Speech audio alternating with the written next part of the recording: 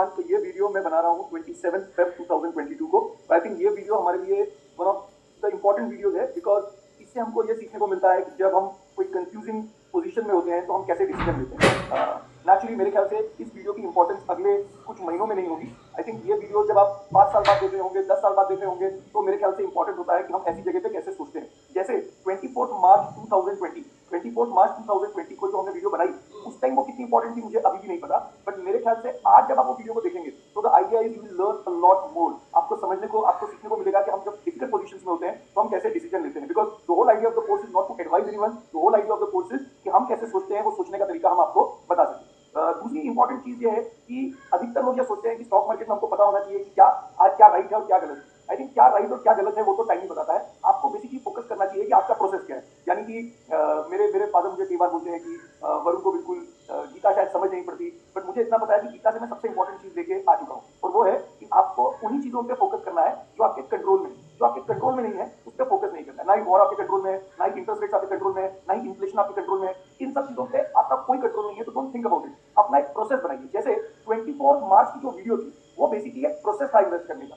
हमने देखा कि वैल्यूएशन लो है, पी/ई लो है, हमने देखा कि अर्निंग्स लो है लास्ट 4-5 साल में, हमने market cap by GDP, price by book value, हर जगह से पता किया कि वो मार्केट चीप है। अब वो 24 मार्च के बाद मार्केट बढ़ गई, दैट वाज नॉट इंपॉर्टेंट। मेरे ख्याल से मुझे ऐसा लगता है गड़बड़ क्या हुई है 24 मार्च के वीडियो में। 24 मार्च के वीडियो बनाते ही मार्केट बढ़ गई, तो लोगों को लगने लगा कि शायद हमको समझ पड़ता है कि मार्केट कहाँ जाएगी। ये किसी भी पर्सन की सबसे बड़ी मिसअंडरस्टैंडिंग हो सकती है, क्योंकि मार्केट कहाँ जाएगी ये आपको कभी पता नहीं होगा। तो हम बार बार बोलते हैं we can not time the market but we can value the market. तो 24 मार्च 2020 जब ये कोविड वाला सिचुएशन हुआ था, वहां पर हम वैल्यू करके ये पता कर रहे थे कि मार्केट सस्ती है। होने क्या वाला था मुझे नहीं लगता, मुझे उस टाइम पे कोई भी क्लू था कि हमने इनफैक्ट बड़ा डर डर के बोला कि Nifty might be at 20,000 in next 5 years. हमको आइडिया नहीं था कि 18,000 हो जाएगी बाय 2022 जैन और समथिंग। ये मेरे को बिल्कुल आइडिया नहीं था, और ना ही कोई पता कर सकता। इनफैक्ट हम जैसे बार बार बोलते हैं fools and liars can predict tops and bottom. I think 24 March का जो बॉटम हमारे बोलते ही मार्केट बढ़ गई, तो I would keep my self in that fools category. तो वो हम फूल थे जहाँ पे हमने वीडियो गलती से बनाई और वो बनाते ही अगले दिन बढ़ गई। बट मेरे को लगता है 24 मार्च के बजाय आपने कुछ अप्रैल में बनाई होती, मई में बनाई होती, कहीं पर भी बनाई होती। हमेशा सोचने का तरीका तीनों जगह सेम था। आपको ये नहीं सोचना चाहिए कि हमारे बोलने के बाद मार्केट बढ़ गई।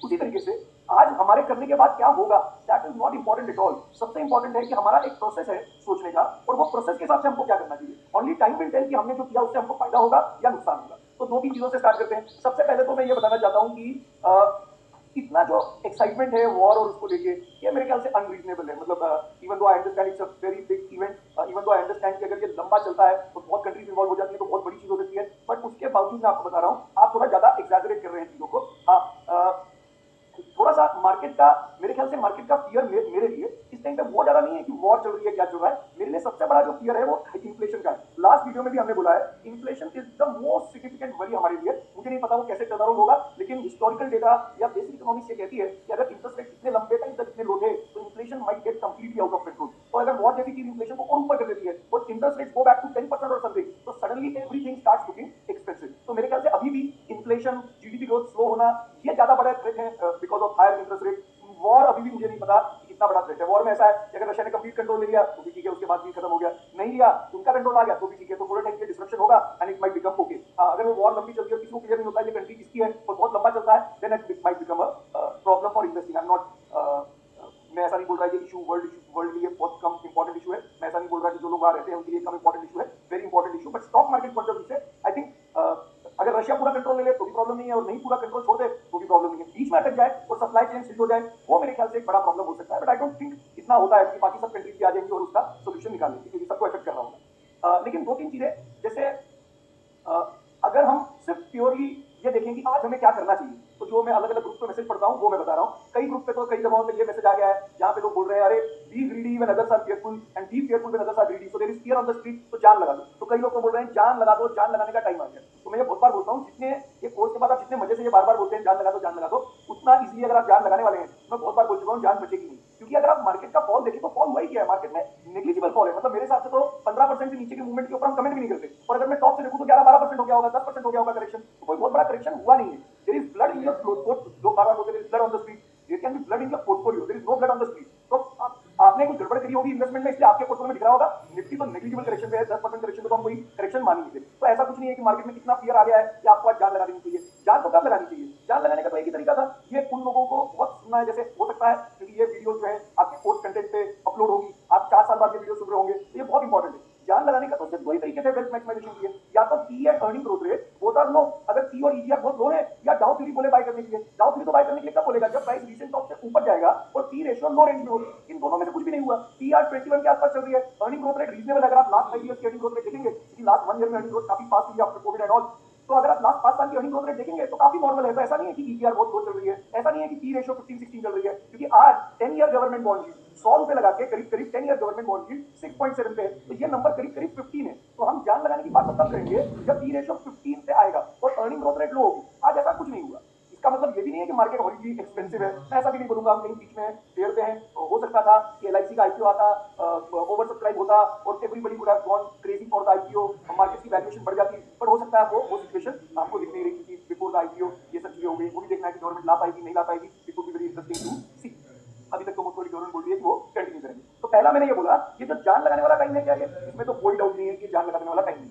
दूसरा, क्या मेरे को अपनी एसआईपी में कर रहा था, क्या वो मेरे को निकाल लेनी चाहिए? वो तो हम बार बार बोल चुके हैं, जो गोल आपका 5 साल से ऊपर है उसमें हमको क्या सोचना है। इनफैक्ट अगर मार्केट को डाउन तो हम नीचे बाय करते रहेंगे, तो हमारा डॉलर कॉस्ट एवरेजिंग हो जाएगी, रूपी कॉस्ट एवरेजिंग हो जाएगी, तो चल जाएगा। जो गोल 5 साल के अंदर है वो पैसा तो हमको स्टॉक मार्केट में रखना ही नहीं चाहिए था, उसका कोई पॉइंट ही नहीं था कि हमने स्टॉक मार्केट में डाला क्यों है। जो गोल मेरा बहुत दूर था, से 10 साल पहले मैंने स्टार्ट किया था मान लेते हैं, और मैं एसआईपी करते जा रहा था, और बीच में मार्केट कितनी बढ़ गई थी कि आपको लगता है कि अगर आप पैसा निकाल लेते और बैंक में रख देते तो भी आपका गोल पूरा हो जाता, तो भी आप पैसा निकाल लेते, वो भी हम कर लेते।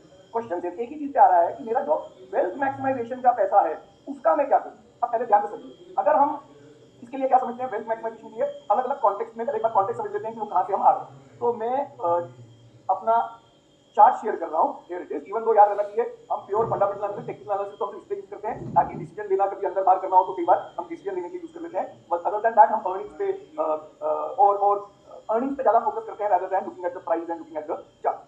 कॉन्टेक्स्ट ये है कि हम, और ये भी याद रखिए, हम जैसे लोगों को सेल करने में बहुत तकलीफ होती है, मतलब हम आसानी से सेल करते नहीं है। इनफैक्ट जब हमने मार्च 2020 में बाय किया उसके बाद तो हम बोल रहे हैं ये हमारा एक बॉटम था, इसे बाय करना चाहिए था, क्योंकि पीओ रनिंग नीचे थी, 24 मार्च की पीओ थी। अगर उधर वो बॉटम था, उसके बाद एक ये सिग्निफिकेंट बॉटम था, उसके बाद ये सिग्निफिकेंट बॉटम था, उसके बाद ये सिग्निफिकेंट बॉटम था, उसके बाद ये सिग्निफिकेंट बॉटम था। तो यहां से लेके यहां तक करीब 2 साल हो गए, और 2 साल में भी कई बार हमको सेल करना पड़ गया, तो इसको बहुत शॉर्ट टर्म बोलते हैं हम, तो इससे बहुत ज्यादा लॉन्ग टर्म इन्वेस्टर्स हैं। लेकिन अगर आपको याद हो, जैसे ये एक रीसेंट टॉप था, अब अगर आपने इसके ऊपर जाने पे बाय किया है तो हमने क्या किया होगा, हमने बोला होगा जब प्राइस ऊपर गया तो पी चेक करिए। तो आप पीछे की वीडियो चेक कर लीजिए, हम तो यही बोल रहे हैं बाय इधर 50% और बाय 30%। अब जिन लोगों ने वेल्थ मैक्सिमाइजेशन में यहां बाय किया है, या इसके ऊपर, इस स्टॉक के ऊपर जाने पे बाय किया है, और उन्होंने अपना 50% ही बाय किया है या 30% ही बाय किया है, तो उनको सेल करने की जरूरत क्या है? क्योंकि जब प्राइस रीसेंट बॉटम से नीचे जा रहा है तो क्या हो रहा है, डाउ बोल रहा है ट्रेंड रिवर्स हो गया है तो सेल कर दो। लेकिन हमने क्या चेक करना है, पी चेक करनी है। पी चेक करी तो कितनी चल रही है, 21.4, और आज हम क्या बोल रहे हैं, 15 से 20 या 15 से 21 या 16 से 16 से 21, ये लोअर साइड पे है, 15 से 20 लोअर साइड पे है, और 20 से या 21 से लेके ऊपर हम 26 तक मिड रेंज में है, 27 से 26 से ऊपर हम शायद हाई रेंज में है, तो 21.42। अब ये कंफ्यूजिंग है, अगर तो क्लियर 24, 25, 26, 28, 29 होता, 28, 29 पे तो मैं शायद बोल रहा होता सेल 100%। मैं तो बाहर निकल रहा हूं, क्योंकि वो आईपीओ वाला ऊपर केस हो चुका है, एटीएम हो चुका है, एलआईसी भी आने के उसमें था, तो मैं शायद सही कर देता। अगर पी रेशो एकदम 18-19 पे होता तो मैं आपको बोलता सेल करने की जरूरत नहीं है, क्योंकि 21 पॉइंट समथिंग पर है, तो डाउ सेम मिड रेंज में, तो डाउ बोल रहा है सेल 50%। लेकिन sell 50% of wealth maximisation portfolio, don't sell 50% of your invested amount. अब अगर आपने 50% इन्वेस्ट किया था और 50% आपका पैसा बाहर पड़ा है, तो आपको सेल करने की क्या जरूरत है? एक और तरीके समझिए, समझिए, मैंने यहाँ 1 लाख रुपए डाल दिया था, जितना मेरे पास था, 1 लाख, 2 लाख, 3 लाख, 10 लाख, जो भी था, 1 करोड़ मैंने यहाँ पे डाल दिया था, और डालने के बाद मैंने इसको छोड़ दिया था, और मेरा पूरा वेल्थ मैनेजमेंट का पैसा इसी में था। ओवर द इयर्स क्या हुआ है कि ये मेरा जो 1 करोड़ है वो डबल हो गया है। ये तो आपको पता होगा, हमने 8,000 पे बाई किया था, 16,000 पे, तो डबल हो गया है पूरा, वो भी निफ्टी के चीज। आई थिंक दिस इज एक्स्ट्राऑर्डिनरी। जो आप में से कई लोग सोचते हैं इस स्टॉक में पैसा बनता है, यहाँ निफ्टी में पैसा डबल हो चुका है। तो 1 करोड़ लगाया था, 2 करोड़ हो गया, या 1 लाख लगाया था और 2 लाख हो गया, और इन 2 साल में मैंने पैसा कमा के 2 लाख और जोड़ लिया। तो कोई बात नहीं, मतलब आपका वेल्थ मैक्सिमाइजेशन में 2 लाख मार्केट के अंदर है, और ओवर द इयर्स आपने और पैसा जोड़ रखा है, ये भी वेल्थ मैक्सिमाइजेशन का है। सर वेल्थ मैक्सिमेशन का 2 लाख और बाहर पड़ा है, क्योंकि आपने ओवर द ईयर पैसा कमाया है, तो डाउ बोल रहा है sell 50% of wealth maximization portfolio. 2 lakh तो आपके पास बाहर ही पड़ा है, तो इवन तो आपने नीचे जान लगा दी, मार्केट डबल हो गई है, लेकिन आपके पास और 50% बाहर पड़ा है, तो सेल करने की क्या जरूरत है? इनफैक्ट अगर आपका पैसा बाहर पड़ा है तो ये बात होनी चाहिए कि हमारा जो 50% बाहर पड़ा है वो एंटर कैसे करें। तो वो एंटर कब करेंगे? अगर लकी निकले तो मार्केट गिरते जाए, पी 15-16 पे आ जाए, मार्केट का जीडीपी 0.5, 0.6, 0.7 पे आ जाए, प्राइस बाय बुक वैल्यू 2.12 पे आ जाए, शायद उस जगह पे हम क्या करेंगे, जान लगा देंगे। या फिर नीचे आके मार्केट रीसेंट टॉप से ऊपर जाए, और जब रीसेंट टॉप से ऊपर जाए तो पी रेशियो लो रेंज में हो, लो रेंज मतलब लेस देन 21 चल रही हो, रीसेंट टॉप से ऊपर जाए तो भी शायद हम बाय कर लेंगे। अब उनके लिए समझते हैं, जैसे मेरे जैसे लोग जिन्होंने 24 मार्च को जान लगा दी। अब क्योंकि मैंने 24 मार्च को जान लगा दी, तो उसके बाद मार्केट डबल हो गई है। मान लेते हैं मैंने 1 रुपया डाला या 1 लाख डाला, वो 2 लाख हो गया है, और ओवर द ईयर में 2 लाख जोड़ ही नहीं पाया। मान लीजिए मेरा पोर्टफोलियो साइज बड़ा है या फिर मैं हर महीने डालते गया तो मैं वो पैसा इकट्ठा ही नहीं कर पाया। क्योंकि अब मैं पैसा इकट्ठा नहीं कर पाया, मान लेते हैं मेरा वेल्थ मैक्सिमाइजेशन का 100% पूरा का पूरा पैसा स्टॉक मार्केट में है और रीसेंट क्वार्टर से नीचे जा रहा है, तो डाउ बोल रहा है 50%, लेकिन पी रेशियो की 21 पॉइंट समथिंग पे है, तो एकदम एक्स पे है। तो मैं बोलूंगा ऐसा करते हैं 50% सेल नहीं करते, या तो मिनिमम 20% सेल कर लेते हैं या मैक्सिमम 30-40% सेल कर लेते हैं। तो मेरे जैसे लोग बोलेंगे हम 30% शायद सेल कर रहे हैं यहाँ पे ओनली वेल्थ मैक्सिमाइजेशन का पोर्टफोलियो और कुछ भी नहीं। अच्छा, कई लोग बोल रहे हैं क्या ये साउथ ये जो रशिया की वॉर हुई उससे हल्का सा डिप हुआ है और ये हमको फॉल सिग्नल दे रहा है, तो टाइम बताएगा। मतलब इसमें अभी हमको क्या सोचने की जरूरत है। मेरा तो क्वेश्चन ये है कि मेरा पैसा 100% बढ़ गया है और यहाँ से अगर मार्केट गिरेगी तो मेरे पास कुछ भी इन्वेस्ट करने के लिए, मैं रिपीट कर रहा हूँ, अगर आप एसआईपी कर रहे हैं इंपॉर्टेंट गोल के लिए तो ये सब डाउ भी देखी क्यों रहे हैं। डाउ भी तो वेल्थ मैक्सिमाइजेशन के लिए देखनी थी, एसआईपी कंटिन्यू करिए। अगर आप वेल्थ मैक्सिमाइजेशन के लिए कर रहे हैं तो प्राइस रीसेंट बॉटम के नीचे गया और आपका 50% बाहर है, तो भी आपको कोई फर्क नहीं पड़ता। उल्टा आपको तो होप प्रे विश कि मार्केट गिर जाए ताकि आप अगला 50% डाले, तो पहला 50% सेल करने की तो जरूरत है ही नहीं। हाँ, जिनके पास कोई पैसा बचा ही नहीं, मैं सबसे इंपॉर्टेंट पॉइंट ये कि अगर आपने 1 लाख डाला था 2 लाख हो गया है, लेकिन 2 लाख का वेल्थ मैक्सिमाइजेशन आपके पास और पड़ा है बाहर, तो मैं बोलूंगा क्यों सेल कर रहे हैं सर, क्योंकि आपका 50% तो बाहर ही पड़ा है। इवन तो वो 50% आपने बाद में पैसा कमाया है, तो कोई बात नहीं, सेल नहीं करेंगे। लेकिन मेरे जैसे लोग जिनके पास इतना कमाया ही नहीं लास्ट 2 साल में कि मार्केट जो गिरी तो मैं उस नया जो पैसा मैंने कमाया वो मेरे पोर्टफोलियो का नेग्लिजिबल पार्ट है, तो मैं बोल रहा हूँ ऐसा करते हैं 20-30% सेल कर देते हैं। अब देखते हैं हमने जो 20-30% सेल किया, क्या ये सही डिसीजन है गलत डिसीजन है। तो मैं जैसे बार बार बोल रहा हूँ, ये तो आपको सोचना ही नहीं चाहिए। आपको ये नहीं सोचना चाहिए कि आपके करने के बाद क्या हुआ, आपको ये सोचना चाहिए कि हमने प्रोसेस के हिसाब से क्या कर दिया। अब देखिए, अब मैंने अगर मार्केट में 30% सेल कर दिया इस टाइम और उसके बाद मार्केट जो है वो पूरी तरह नीचे गिरना स्टार्ट होती है, तो मैं लकी हो जाऊंगा और मैं बोलूंगा जो 30% बाहर निकाला था और अर्निंग नीचे हो गई, तो यहाँ क्या कर देता हूँ, वन टाइम इन्वेस्ट कर देता हूँ अगर नीचे आ गई तो, या रीसेंट टॉप से ऊपर जाएगी तो जो 30% बाहर निकाला था वो शायद लो रेट से खरीदूंगा। अब उस टाइम पे ये दुख हो सकता है, क्या दुख हो सकता है यार, उस टाइम 30% सेल नहीं करना चाहिए था, 100% सेल करना चाहिए था। लेकिन ये तो हम बात नहीं बता पाएंगे कि करना चाहिए था कि करना चाहिए था। At a P ratio of 21 100% sell करना, I don't think that is advisable. दूसरा, इस टाइम पे 20% भी कैश में पैसा ना होना, वेल्थ मैक्सिमाइजेशन का पोर्टफोलियो, अगर आपके पास है ही नहीं कुछ कैश में, मतलब अगर मार्केट गिरेगी और आपके पास डालने के लिए कुछ है ही नहीं, तो मेरे ख्याल से ये भी कोई बहुत अच्छी चीज नहीं। अब आपको यह समझना है कि जो हम 30% आज बाहर निकालेंगे वेल्थ मैक्सिमाइजेशन का, एक तो बड़ा प्रॉब्लम है, जो 30% निकालेंगे उसका आपको टैक्स भी भरना पड़ेगा, तो हमको वो सब बिल्कुल चीजें पसंद नहीं है। बट मैं बोल रहा हूँ कि मेरे पास कैश नहीं है, अगर मेरे पास होता तो मैं सेल नहीं करता, मैं 30% क्यों सेल करूँ। मैं तो बोल रहा हूँ पूरा मैंने 1 रुपया डाला था 2 लाख हो गया और 2 लाख मेरे पास और मार्केट गिरेगी तो मैं 2 लाख और इन्वेस्ट कर दूंगा। मैं जो 30% निकाल के 2 लाख में से 30% निकाल के उस पर क्यों टैक्स पे करूँ, क्योंकि the bigger idea is to scale. तो देखिए क्या हो रहा है, आप लोग क्या सोच रहे हैं, आप लोग सोच रहे हैं यहाँ से जल्दी से निकलते हैं और फिर नीचे जाएंगे बाय करेंगे, और आप छोटे पोर्टफोलियो को अंदर बाहर करने की कोशिश कर रहे हैं। तो future value equal to present value into 1 plus r raise to the power of n में आप फोकस कहाँ कर रहे हैं, आर पे। मैं इतना आर पे फोकस नहीं करता, मैं फोकस किस पे करता हूँ, टीवी पे। तो मैं तो बोलता हूँ अगर मेरा पैसा डबल हो गया, मेरे पास और पैसा पड़ा है, तो अगर गिर भी जाती है तो कोई बात नहीं, मेरा यहाँ 100 रुपए था वो 50 रुपए आ जाएगा, लेकिन मैं घर से 100 रुपए और डाल दूंगा नीचे, और जब ये ऊपर जाएगा तो मेरा हिसाब बराबर हो जाएगा। तो वेल्थ मैक्सिमाइजेशन में जैसे मैंने बोला, शायद मैं 30% पैसा अपने पास कैश रखूंगा, या तो मेरे पास 30-40% बाहर वैसे ही पड़ा हो वो भी ठीक है, या मेरे पास अगर 30-40% कुछ भी कैश नहीं पड़ा और मार्केट गिरेगी तो मैं कुछ नहीं कर पाऊंगा, तो शायद यहाँ पे मैं 20-30% 30% मैं शायद 30% यहाँ पे सेल करने की कोशिश करूंगा। अब ये समझिए कि हमने जो 30% सेल कर दिया यहाँ पे, उसकी बाय करने की बारी कब आई। अब जो 30% हमने सेल किया उसके बाय करने की बारी कई बार बहुत सालों बाद आ सकती है, इसलिए मैंने आपको बोला शायद सालों के बाद पता लगेगा कि हमने जो डिसीजन लिया वो सही डिसीजन लिया है कि नहीं लिया। उसका मैं एग्जांपल देता हूं, तो मैं यहाँ पे कर देता हूँ 8 इयर्स का डेटा। जो लोग 2015 के बैच वाले हों उनको शायद अच्छे से याद होना चाहिए। 2015 पे हम ये बोलते थे, बाय 2015 पे हम बोलते थे, इनफैक्ट ऐसा करके मैं सेंसेक्स या निफ्टी का चार्ट खोल लेता हूँ गूगल पे, तो मैक्सिमम कर लेते हैं। ये 2015 का लेवल, 2015 का हम बोलते थे अगर हमारे पास 100 रुपए हैं तो उसमें से हम 50 रुपए डालेंगे और 50 रुपए डेट में रख लेंगे, क्योंकि बेस्ड ऑन डाउट एरिया। तो सोचिए जो आपने यहाँ पे 50% सेल किया, 50% होल्ड करते रहे, वो 50% डालने का मौका कब मिला आपको, ये मिला मार्च 2020 में। अब कई लोग बोलते हैं 5 साल बाद बैठ रहे हैं, बोला कोई बात नहीं, क्योंकि 5 साल बाद जब मौका आया तो सेम लेवल पे रियली बाय करने का मौका मिल गया, और 5 साल में हमारा जो 50% बाहर पड़ा था वो बैंक में भी ग्रो कर रहा था। तो इसलिए मैंने बोला कई बार जो हम यहाँ पे सेल कर रहे हैं 30%, हो सकता है वो सालों साल बाद इन्वेस्ट करें, वो only time will tell. But I think 20-30% यहाँ पे वेल्थ मैक्सिमाइजेशन के पैसे में से हमारे पास डेट होना चाहिए अब, because if interest rates go up, if interest rate go up to 9 और 10%, तो सोचिए क्या होगा अगर इंटरेस्ट रेट 9-10% पे चले जाते हैं, तो बेसिकली 100 लगा के 10% बैंक में लग जाएंगे, तो बैंक की पी रेशियो 10 हो जाएगी, तो 20 की पी रेशियो को भी हम क्या बोलेंगे, 20, 23, 24 की पी रेशियो को भी हम क्या बोलना स्टार्ट कर देंगे, एक्सपेंसिव बोलना स्टार्ट कर देंगे। तो मेरा फियर एक ही है, और दैट फियर इज इन्फ्लेशन ना बढ़ जाए। अच्छा, अब अगर मार्केट गिर गई तो भी हम मैनेज कर लेंगे, अगर मार्केट बढ़ गई तो भी हम मैनेज कर लेंगे, मार्केट बढ़ गई तो हम धीरे धीरे अपना पैसा इन्वेस्ट कर लेंगे। कैसे, वो समझिए। तो मैं क्या करूंगा, समझिए मेरे पास 10 लाख रुपए है, मैं नंबर बड़ा इसलिए रख रहा हूं ताकि मैं कैलकुलेशन ठीक से दिखा सकूं। मेरे पास 10 लाख रुपए वेल्थ मैक्सिमाइजेशन। इंपॉर्टेंट गोल का तो हम बात नहीं कर रहे, जो 5 साल के अंदर चाहिए वो स्टॉक मार्केट में होना ही नहीं चाहिए। एसआईपी आपकी लॉन्ग टर्म के लिए जो चल रही है वो चलते रहनी चाहिए, अगर गोल आपके 5 साल से भी दूर है तो वो चलते रहनी चाहिए। इनफैक्ट मार्केट के फॉल को आपको सेलिब्रेट करना चाहिए उन सब चीजों में। वेल्थ मैक्सिमाइजेशन मेरे पास 10 लाख रुपए है और मेरे पास बैंक अकाउंट में जीरो है वेल्थ मैक्सिमाइजेशन का अमाउंट, तो मेरे पास कुछ नहीं है, तो मैंने क्या किया, यहाँ से 3 लाख रुपए सेल कर दिया।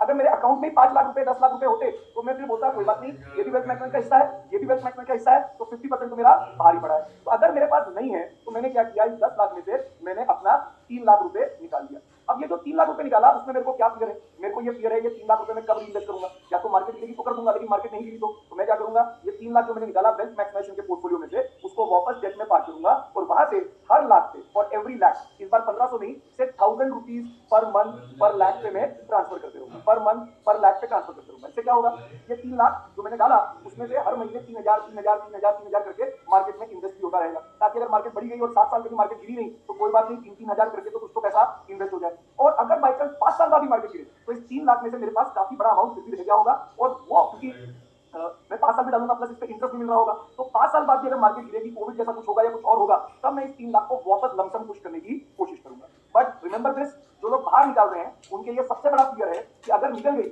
और आपने स्केल छोटा कर दिया तो ये 3 लाख रुपए वापस डालना बहुत मुश्किल हो जाएगा। इसलिए बेटर तरीका क्या होता है, तो 10 लाख डाल दिया, बाकी 5-10 लाख रुपए अपने पास इकट्ठा करिए, ताकि मार्केट गिरे तो उस 10 लाख को पुश कर सके और अपना स्केल क्या कर सके, बड़ा कर सके, रादर देन ये 10 में से 3 निकाला, छोटा मोटा किया, इसका कोई खास फायदा नहीं। लेकिन अगर वेल्थ मैनेजमेंट का अमाउंट नहीं है, जैसे मैंने बोला, मैं 3 लाख बाहर रखूंगा लेकिन ट्रांसफर करते रहूंगा, कभी भी मार्केट गिरेगी तो मैं इस 3 लाख को वन टाइम इन्वेस्ट करने की कोशिश करूंगा, नहीं गिरेगी तो हर लाख पे 1000 के हिसाब से मैं ट्रांसफर करते रहूंगा। मुझे कोई आइडिया नहीं है, ना ही 24 मार्च को मेरे को आइडिया था कि मार्केट इतनी तेजी से बढ़ जाएगी, ना ही मेरे पास कोई आज मेरे को क्लू है कि मार्केट कहां जाएगी, बट मेरे को बस एक ही चीज का फियर है, विच इज हाइपर इन्फ्लेशन। अगर हाइपर इन्फ्लेशन दुनिया में हुआ तो, और उसके चांसेस ऐसा लगता है कि होंगे, हम तो अपना प्रोसेस तो सेम ही है, हो या ना हो हमें तो वैसे ही इन्वेस्ट करना है, लेकिन हाइपर इन्फ्लेशन हुआ तो मार्केट को काफी थ्रेट है हर जगह से। If inflation goes up, interest rate go up, तो वो थोड़ा सा हमारे लिए कुछ चीज हो सकती है।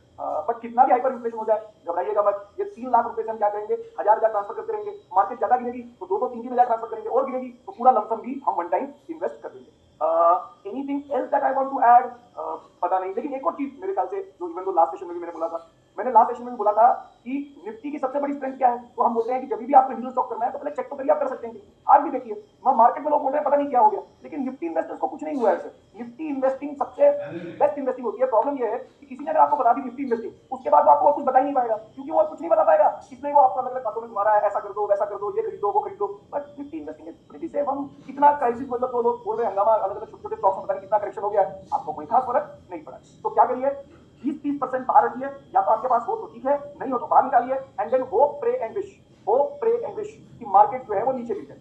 और दूसरा, अभी जो पहले वाले लोग थे जो बीच में एंटर कर रहे थे, उनको तो मैंने क्या बोला था, हम तो बात based on what we study, हमने बोला नहीं था, हमको एडवाइस में नहीं आया। होप एवरीबॉडी अंडरस्टैंड दैट हम किसी टाइप की कोई एडवाइस किसी को नहीं देते, हम basically are completely into education. जो अभी थोड़े टाइम पहले इन्वेस्ट कर रहे थे, जैसे आपने पहले वीडियो देखी होगी, तो उसमें हमने क्या बोला था, अगर मेरे पास 10 लाख है तो उसको पार कर दिया डेट में, और वहां से मैंने 1500 रुपए पर मंथ क्या कर दिया, ट्रांसफर कर दिया, पर मंथ पर लाख। तो 10 लाख पे कितना ट्रांसफर कर दिया, 10 लाख पे 15,000 ट्रांसफर कर दिया। अब मुझे बताइए, आज पी आ रही है 20.21.42, जिस महीने भी पी रेशियो लेस देन 21 आ जाए, उस महीने आप लोगों को क्या करना था भाई, जो 10 लाख को ट्रांसफर कर रहा है, मान लेते हैं जिसने 10 लाख में से 3 लाख इन्वेस्ट किया था और 7 लाख अपना डेट में रखा था, और वहां से वो क्या कर रहे थे, एसटीपी कर रहे थे, और पी रेशियो लेस देन 21 किया है, तो हमने तो बोला था एसटीपी को क्या कर दीजिए, डबल कर दीजिए। आपके लिए तो ये डबल करने का टाइम आना चाहिए कि पी रेशियो गोज बिलो 21, कि पी रेशियो गोज बिलो 19, तो ट्रिपल करने का आपके पास टाइम आना चाहिए। तो और अगर 17 पे आ जाती है तो वो 7 लाख रुपए में से जितना भी बचा था, क्योंकि आप तो पहले से ही बाहर थे, आपको तो इन्वेस्ट करने के बारे में सोचना चाहिए।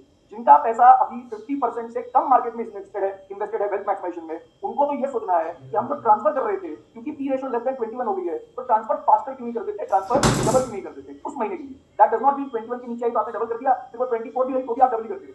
जिन जिन मंथ के लिए पी रेशियो 21 के नीचे होगी तो हम अपना अमाउंट क्या कर देंगे, डबल कर देंगे। जिन जिन पी रेशियो जिन जिन मंथ 19 के नीचे होगी, ट्रिपल कर देंगे। क्यों, क्या कर रहे हैं हम ये कोशिश कर रहे हैं कि हमारा एवरेज एक्यूमुलेशन जो है वो बेसिकली हमारा एक सर्टेन लेवल से 21, 22, 23 की पी रेशियो से क्या हो, कम हो। अगर हम ऑन एन एवरेज 23 की पी रेशियो पे एक्यूमुलेट करेंगे इन द लॉन्ग रन, और 5 साल 10 साल 20 साल बाद 26 की पी रेशियो पे बेचेंगे, तो क्या होगा, कुछ तो हमको मिल जाएगा अर्निंग ग्रोथ और कुछ मिल जाएगा हमको पी ग्रोथ। तो अपनी एसआईपी में कोई प्रॉब्लम नहीं है। जिनका पैसा बाहर था वो तो अपॉर्चुनिटी को यूज करिए इन्वेस्ट करने के लिए। जो मार्केट में पूरे 100% थे उनके लिए प्रॉब्लम है, मेरे लिए बहुत प्रॉब्लम है। मेरे लिए क्या प्रॉब्लम है, मेरे को तो यही दुख है कि अगर हमने 100 रुपए डाले थे और वो 200 रुपए हो गए, तो इन 2 साल में हमने 200 रुपए और क्यों नहीं कमा लिए। अगर 200 रुपए और कमा लिए होते तो मैं इस 200 को निकालने के बारे में नहीं सोचता, जो 200 बाहर पड़े हैं उसको इन्वेस्ट करने के बारे में मैं सोच रहा होता। तो I hope this gives some kind of clarity कि हमें कैसे सोचना चाहिए। और याद रखिए, ये इसलिए इंपॉर्टेंट है, इवन दो एनालिसिस पैरालिसिस के लिए बहुत चीजें डिस्कस की जा सकती हैं कि वॉर होगी कि नहीं होगी, इन्फ्लेशन क्या होगा, लेकिन डिसीजन मेकिंग हम डाउ थ्योरी से कैसे लेते हैं वो मेरे ख्याल से इंपॉर्टेंट है इस वीडियो में समझने की है। और आई होप 4 साल बाद जब आप ये वीडियो देख रहे होंगे तो शायद हम इससे काफी कुछ अंडरस्टैंड कर रहे होंगे। अब इसमें दो ही चीजें हो सकता है, अगर मार्केट बुरी तरह गिर जाए तो आप में से कई लोग हमको क्रिटिसाइज करेंगे 100% बेच देते, तो हम बोलेंगे हमको पता नहीं था। अगर बढ़ जाए तो आप बोलेंगे यार 30% भी बेचना चाहिए था। तो वी कैन नॉट प्रेडिक्ट कि क्या होगा, बट वी कैन प्लान कि जो भी होगा उसके लिए हम क्या होंगे, रेडी होंगे। तो perfect, I think this will give some clarity. और याद रखिए ये जो वीडियो मैंने बनाई है, इस वीडियो को अलग से देखने का कोई फायदा नहीं है। इस वीडियो को कहां से देखना है, 24 मार्च 2020 की वीडियो देखिए, फिर सितंबर 2020 में हमने बनाई, दिसंबर 2020 में बनाई, अगस्त 2021 में बनाई, फरवरी 8 फरवरी या 1 फरवरी की स्टार्टिंग में 2022 में बनाई, और एंड ऑफ फरवरी 27 फरवरी को आज मैं ये वीडियो बना रहा हूं बिकॉज ये यूक्रेन रशिया का क्राइसिस हुआ। एक और इंपॉर्टेंट पॉइंट, एक और सुन लीजिए, समझिए, तो ऐसा ना हो जाए कि आप पूरा वीडियो ना देखें, तो पूरा वीडियो लास्ट तक देखना है। समझिए कि मंडे सुबह अगर अचानक से मार्केट 16,985 के ऊपर खुलती, अगर मंडे सुबह या मंडे दोपहर जैसे भी 16,985 के ऊपर चले जाती है, तो हम बोलेंगे बच गए, वो जो सिग्नल था उससे हमने छोड़ दिया और हम बने रहेंगे। लेकिन अगर मंडे को 16,985 के ऊपर भी जाती है और ट्यूसडे को भी 16,985 के फिर से क्लोज हो जाती है, मैं वीक का वेट नहीं करूंगा। अगर ट्यूसडे को नीचे चले जाती है तो मैं ट्यूसडे की क्लोजिंग पे ही सेल कर दूंगा। अब हमको वीकली वेट नहीं करना, अब जिस भी दिन 16,985 के नीचे क्लोज होती है हमको सेल करना है। बट अगर आप लकी निकले तो हो सकता है मंडे की क्लोजिंग 16,985 से ऊपर, ट्यूसडे के ऊपर, और फिर वापस कभी नीचे मार्केट आई ना। अगर ऐसा हुआ तो शायद हम सेल करने का जो प्रॉब्लम है उससे बच जाएंगे और टैक्सेस वैक्सेस नहीं भरेंगे। बट आई डोंट नो ऐसा होगा कि नहीं, तो मंडे को देखेंगे, आप लोग देखिएगा वो मंडे का मूवमेंट कहां होगा। परफेक्ट, तो thank you so much and we would be sharing this